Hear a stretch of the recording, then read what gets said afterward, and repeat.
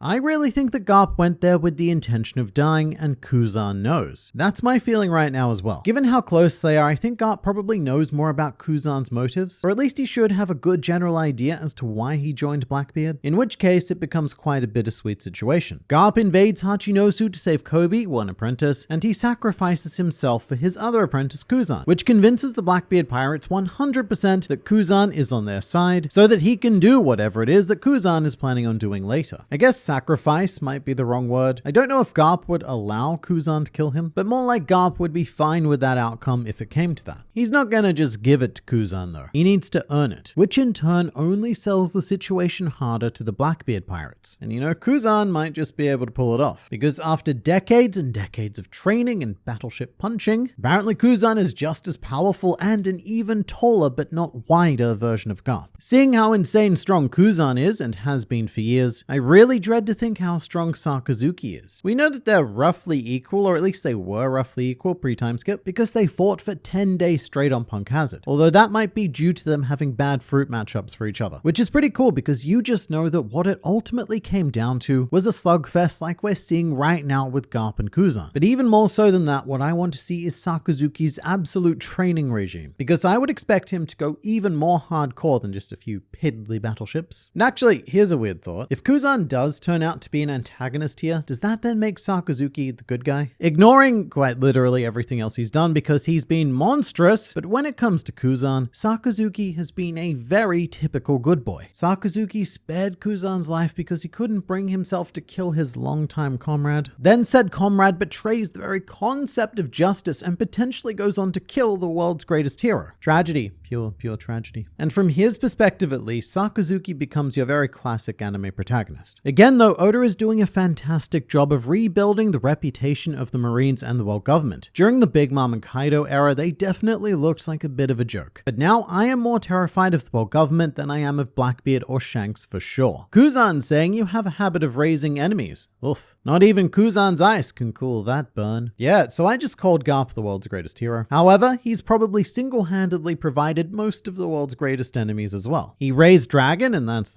not turning out well for the world government. He tried to put Ace on the right path, but he became a big shot pirate. And then we have Luffy, who's going to be the biggest threat of them all. But because even that wasn't enough, in his spare time, Garp has also raised Kuzan. Kobe is the only one who turned out as Garp intended. I guess Helmeppo and Prince grew to a lesser extent. So this Kobe is going to grow up to be quite something, which I don't even know if we'll see in One Piece given how close we are to the end. But Kobe is definitely the one who is going to inherit the will of Garp. Strength-wise, it feels like Kobe would need another 2-year time skip to really get to where he needs to be. So let's see if creating one Kobe was worth raising countless global-scale criminals. Did he just unintentionally say Moria could be the Marineford Shanks of this arc? No, it was very intentional. Because this is a Marineford reenactment. Garp is Whitebeard, Kobe is Ace, Hibari is Luffy because she's primarily useless. But we still need to cast ourselves a Shanks. And Gecko Moria, as much as I do admittedly clown on him, has one of the most insanely powerful devil fruits in the series and could swing things back at any time. For example, he could collect 100 shadows, insert them into Garp, and then we would end up with Nightmare Garp. And maybe Garp could even handle 1,000 shadows and we could have a Garp Asgard. I should say the Gecko Moria could also be the Gecko Moria of Hachinosu and do very little of substance. There are so many things that Moria could do, but he just doesn't. And I think that's because he has a very Trafalgar Law-esque devil fruit, which needs to be continuously nerfed at all times for the story to actually happen. But it's a bit frustrating because just like his in-world life, Moria has so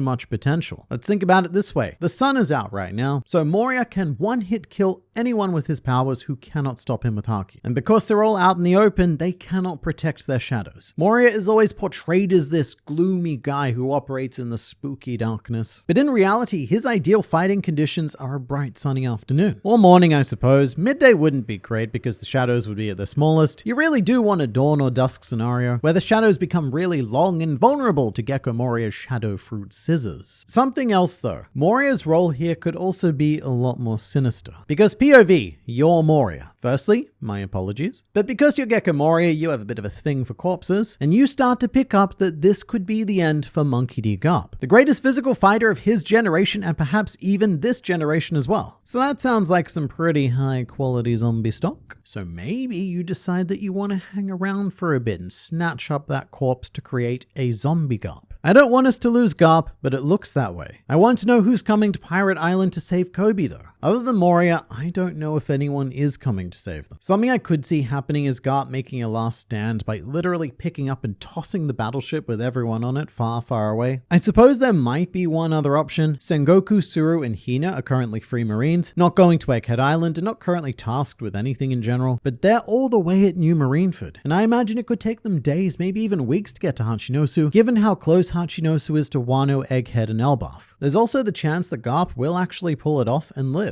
But then looking at it from a meta perspective, you need to ask, well, what was the whole point of having the conflict in the first place? We went to a lot of trouble with the whole Kobe being captured and then the whole Moria being captured and this ragtag group of Marines disobeying orders. So I think this conflict needs to do something big. And maybe that big thing isn't Garp's death, but it's hard to think of other impactful outcomes. I don't want Garp to die. I genuinely like Garp. And if he does survive, I want at least one moment in the future of Garp, Dragon, and Luffy in the same room together. But Garp's death would put in a lot of work. It gives Kobe a tragic mentor figure to grow into his final form. It gives Kuzan the ability to pursue his justice whilst creating some insane dramatic tension with his supposed antagonism. But also, if you were trying to build a threatening atmosphere for some sort of final saga where we're facing the toughest enemy yet, then a good way to do that would be to kill the world's greatest hero, to present the situation as utterly hopeless. Throw the planet into an always darkest before dawn kind of scenario. And then the hero's grandson comes along to provide the dawn. None of the Titanic captains seem like much of a challenge to Garp. I don't know if I would have expected them to be, because it's very much like Whitebeard at Marineford. No one was a challenge to him, not even the admirals. I still remember when Whitebeard was calling Kuzan a little rascal or something, and even though it wasn't a direct display of power, that statement clearly showed the gap in status. During Marineford, Sakazuki was Whitebeard Shiryu, the rabid dog that bit Whitebeard, and then Old Man Whitebeard, as old men like to do, then complained to his local council, and he had that red dog put down. But something else to consider is that the Blackbeard pirates are just weird sometimes. In fact, they're weird a lot of the time. Just like Blackbeard himself, they often appear much weaker than their positions would dictate, and all of their major achievements happen off-screen. So whenever we get to see them, we mostly watch them get beat up. And then off-screen, you hear about them pulling off all of these insane feats, and it's just like these two things don't match. How did this band of selfish morons get to this position? And that's the scariest thing about the Blackbeard pirates. They are hiding all of their trump cards from us, and after Oda has finished thoroughly fluffing the Marines,